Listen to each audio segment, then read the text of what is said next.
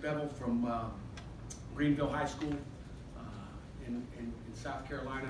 And the first thing I'll say when I talk about Davis is the first thing that comes to my mind is loyalty. This guy's a big-time quarterback that we're excited to have in here. I know Coach Watson's excited about having him in. Really, Andre Powell and Sean Watson, because Andre's from South Carolina, had something to do with recruiting that area and having a little bit of in the South Carolina area. And his dad still lives down there. And Sean Watson really was a primary recruiter for Davis as we go into that.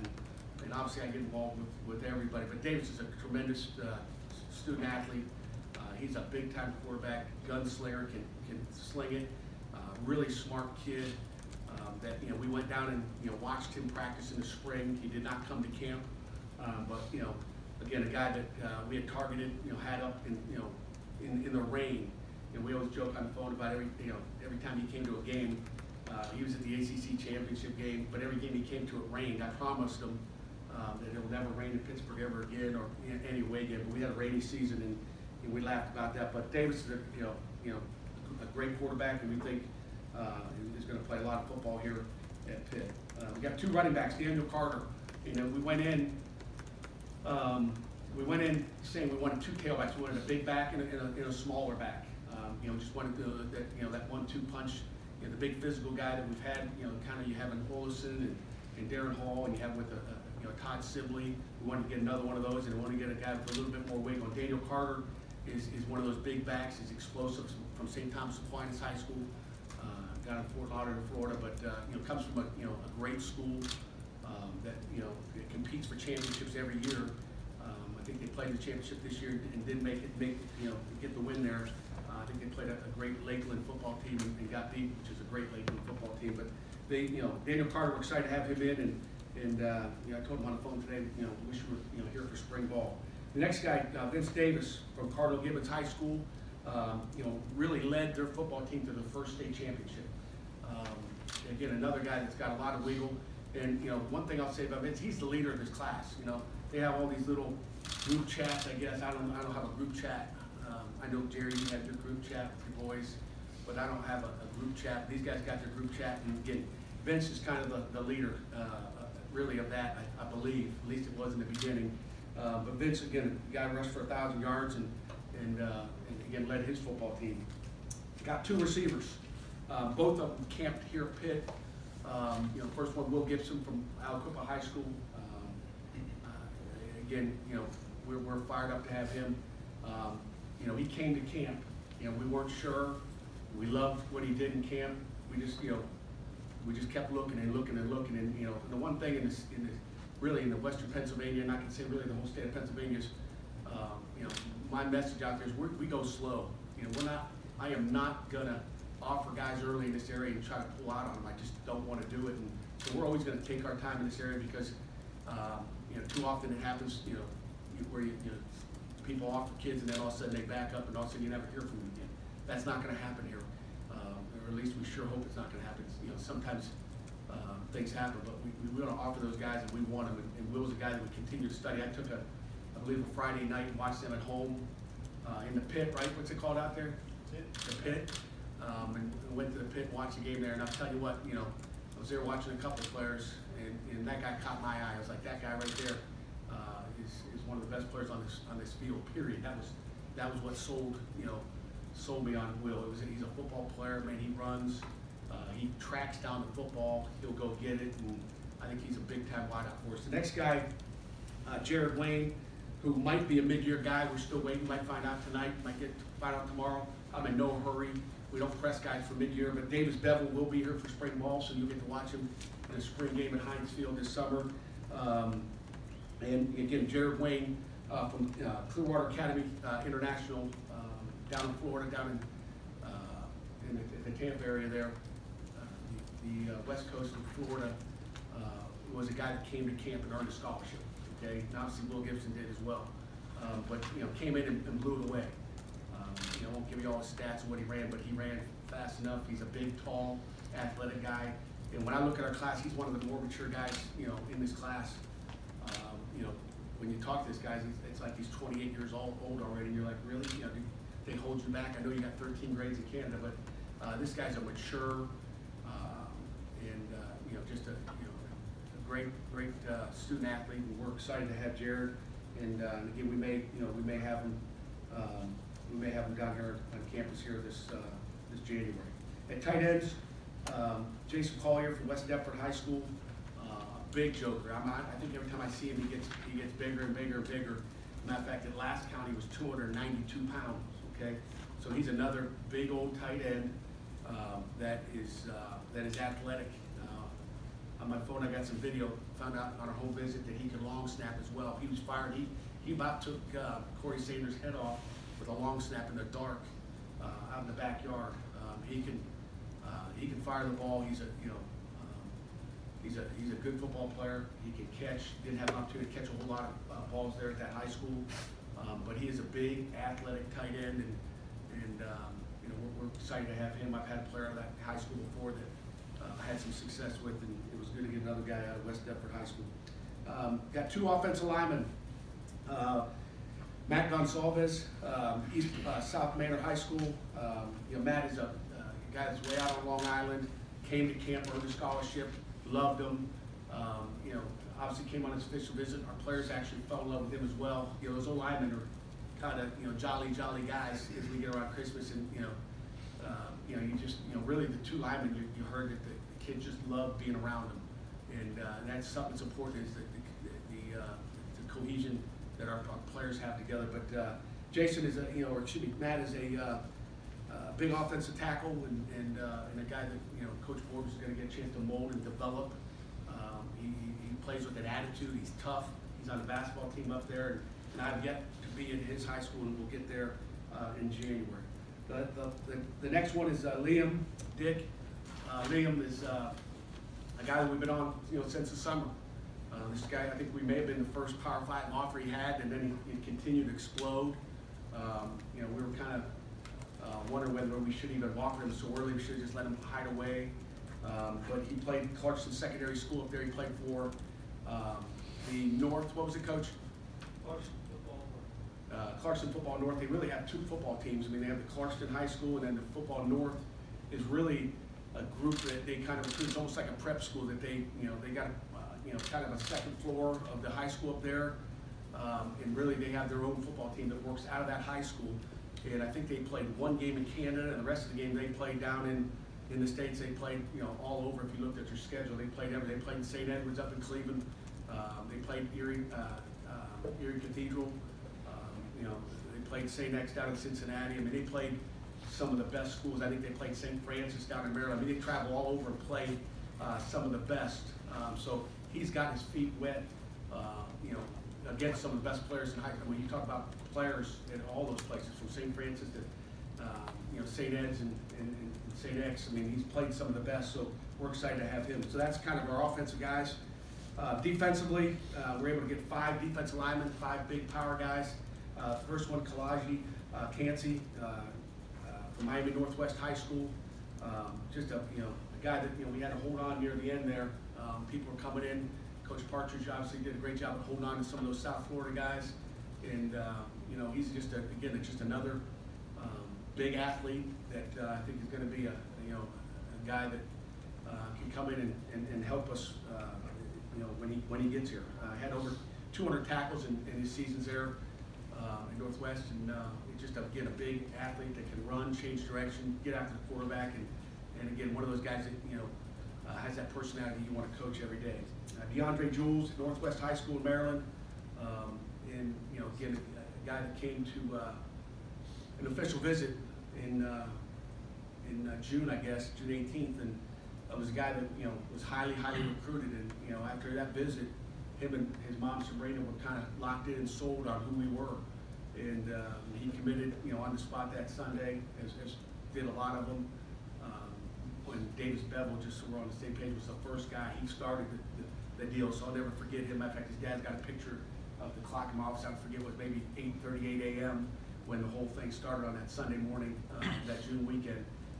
That Pitt is it kind of scrolled out a few times that day, but Davis started it, but DeAndre followed suit and was one of the next guys to commit. So we're excited to have him as one of our defensive linemen. Bamanga Brima from Lowestoft High School in I guess Central PA.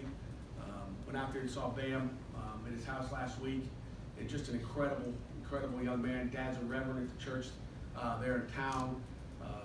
He's a just a super person. I've never seen a guy bring so many books to a home visit or the visit. I mean, he came in, he had a book bag full. He had his iPad ready to go. Just a super kid that's a very athletic defensive end that we had in camp and offered from camp. So we're happy to have Bamanga here. Bryce Nelms from West Orange High School in northern New Jersey. Again, another big athletic defensive end. He's got to be 6'6". I mean, like these kids keep getting tossed. I don't know how tall they really are, but Bryce is a big athlete that can do a lot of different things. And Bryce played a lot of his ball down in Atlanta, Georgia, for the first couple of years, and then moved up with his dad, who's to take care of his mother in New Jersey. And his dad Eric is mom's only son. So I mean, just sitting in that home and figuring out who he was as a person is just incredible. Character guy that we have that Grandma says is the most polite person. And again, he's just a polite kid that when he gets on the field, he'll turn it loose. So we're happy to have him. Nate Temple from Abbeville High School down in South Carolina played an All-Star game last week. Again, a guy that we did not see at our camp. It's one of those road camps we went to. We saw him down in at the. We didn't go down there looking at Nate Temple. We were down there just looking at everybody. And this guy popped off on every drill you saw. And with a camp of probably 600-700 kids, this kid just stuck out to us as a high motor, intense, and he went through 3 different sessions at camp. And I was kind of, most kids nowadays, they go to camp for 2 hours and they leave, and then a week later they go to another camp. This guy was at 3 sessions of Georgia camp, and he looked as good in the 3rd session as he looked in the 1st session. That was what the kid's just got a motor. He's athletic. They run a similar defense to what we do. He's a detail guy. So we're happy to have Nate in this class as well. And again, just a side note on Nate. Nate was one of those guys that visited unofficially with the mom and dad during the summer. I don't know if anybody knows that. There's Mike Faribaugh. Thanks, Mike. Mike does a heck of a job. Mike's available for any media afterwards. Talking academics. Good luck to you. See how you like that. You might run if we get done here, but Nate was the guy that called up after an official visit maybe 4 days later, and it was after that big weekend we had, and it was like we got filled up pretty quick. So Nate was the guy originally we had to say, Nate, we don't have anything for you right now. We had to almost turn him down, and that was as a football coach, that's the worst thing you have to do to a kid, is say, we can't take you right now. And that happens, more than you probably read about in the newspaper, because everybody, has that pride and doesn't want to say they, couldn't go there for whatever reason. You filled up or whatever. So that happens more than you guys will ever read, because nobody tells you the inside on those. But Nate was a guy that we continued to call, and Charlie Partridge stayed on him all through. And I said, stay on that guy. We like that guy. We know who he is. And then, time came when we said, just taking the best available. We just said, hey, we got to offer this guy. And so, we jumped on Nate, and, I told him to take his time. Don't just say, yes right now. I want you to think about it. And, not 3 days later, I believe, he called up and said, I'm going to be a Panther. So we're fired up to have him. Kai Wright, Kai Wright did not come to camp as a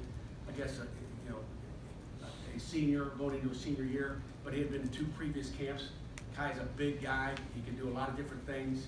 He'll start off as a linebacker. I mean, I think, if you watch any of his high school games, you wonder if he can't be that wildcat quarterback that Darren Hall and Quadri Olson can be. I mean, he can throw it. He can be a threat throwing the ball. He can do a lot of different things, but Kai is a guy that, came out really during the passing camp and said, Coach, I'm in. He wasn't working at camp, but we're happy to have Kai.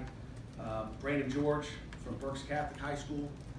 Again, another guy like Kai that came to camp and earned a scholarship. And Brandon George is a big physical guy, played tailback, played middle linebacker, and will strike you. He's physical. Again, another big athlete, big skill guy that can do a lot of different things. And then the last linebacker, Leslie Smith from Miami Northwest High School, came up to camp with a couple of his coaches in the summer, and just had an outstanding camp. And when I sit here and thank our players, Sean Ido really hung out with this kid most of the camp and coached him up. And we always take him from a kid. This kid's Leslie's a smart football player. And you know, there's sometimes you coach guys and they don't get it, and you figure they're going to get it when they get here, and sometimes they don't get it when they get here for a year or 2 or 3. But Leslie was a guy that, you know, just picked up what we were teaching him. I mean, he picked it up really quick. So we love that about Leslie. Obviously, you know, the athletic, you know, things that he can do.